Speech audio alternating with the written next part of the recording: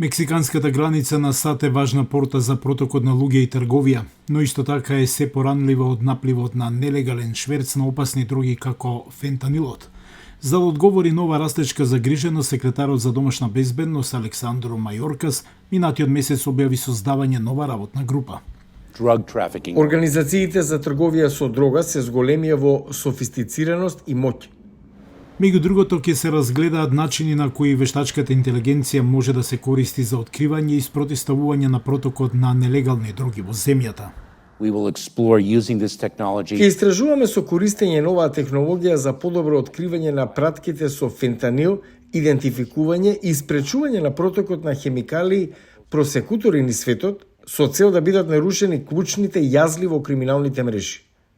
Пет Симонс, поранешен директор во Царинската и гранична заштита на САД, вели дека постојат системи на пазарот денес кои би можеле дополнително да се подобрат со вештачката интелигенција. Еден пример е она што се нарекува систем за томографија МУОН, кој може да произведе попрецизна слика на објектот што се скенира во споредба со технологијата на X-зраците што се користи моментално. Ако има густ товар, X-зраците не може да навлезат во него. Ако користите систем за томографија на МУОН, тој може да навлезе и продира и им овозможува на полицајците да видат што точно има внатре во товарот. Кога ќе се започне со користење на вештачката интелигенција со постоечките МУОН системи, на некој начин ќе се надогради овој систем за откривање за следната генерација, што може да биде особено ефикасно со транспортните контејнери полни со товар каде што може да се скрие фентанил. Симонс вели дека системот може да и помогне на работната група да користи вештачка интелигенција за да ги идентификува химикалиите прекурсори кои се користат во создавањето на фентанил. Треба да ја научите вештачката интелигенција што е тоа што го барате. Некои од овие хемикали кои доаѓаат од Кина со брод би биле препознатливи за овој систем преку секојдневните скенирања за да почне да сваќа што бара.